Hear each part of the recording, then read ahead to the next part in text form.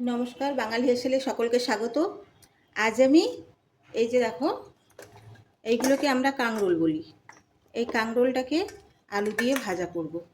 তার জন্য নিয়ে নিয়েছি দুটো কাঁকরোল কেটে নিয়েছি, আর দুটো আলু কেটে নিয়েছি, একটা পেঁয়াজ কেটে নিয়েছি। তাহলে চলো দেখি কিভাবে রান্না করি। কাঁকরোল ভাজা করার জন্য কড়াইতে দিয়ে দিয়েছি সাদা তেল, আর দিচ্ছি পেঁয়াজ কুচি।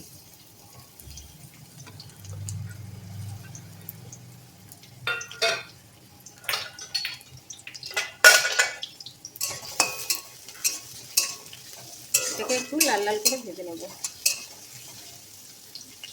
এবার এর মধ্যে দিয়ে দেব কেটে রাখা কাঁকরোল এবং আলু।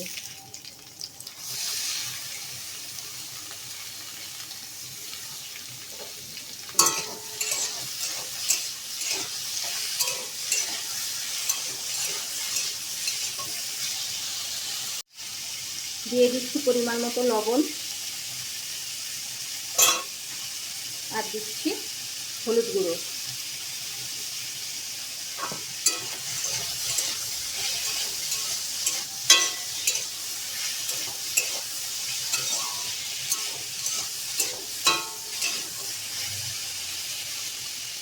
সম্পূর্ণ ঘরোয়া পদ্ধতিতে রান্না, এটা গরম গরম ভাতের সঙ্গে কিংবা রুটির সঙ্গে খেতে খুবই মজা।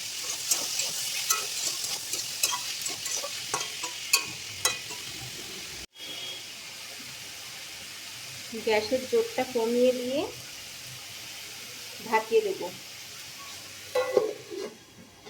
এটা একটু সেদ্ধ হওয়ার সময় দেব। এটাকে মাঝে মাঝে খুলে দেখবো সেদ্ধ হয়েছে কিনা। হ্যাঁ, সেদ্ধ হয়ে গেছে। এবার একে একটু ভালো করে ভেজে নেব।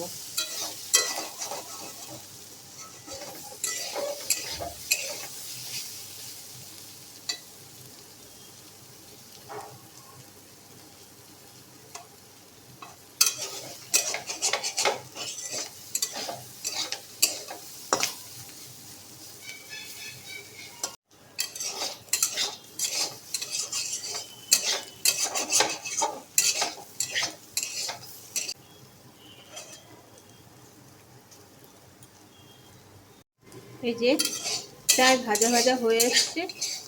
এবারে এর মধ্যে দিয়ে দেবো একটু লঙ্কা গুঁড়ো।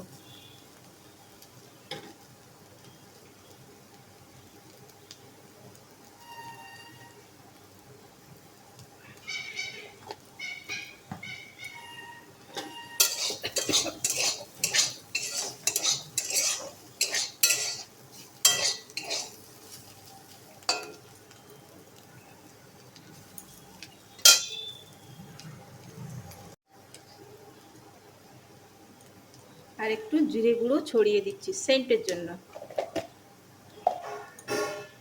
এইভাবে বানিয়ে কাঁকরোল ভাজাটা একবার বাড়িতে দিয়ে রাখো, সকলের খুব ভালো লাগবে। ব্যাস হয়ে গেল। এবার একটি পাত্রে ঢেলে নেব।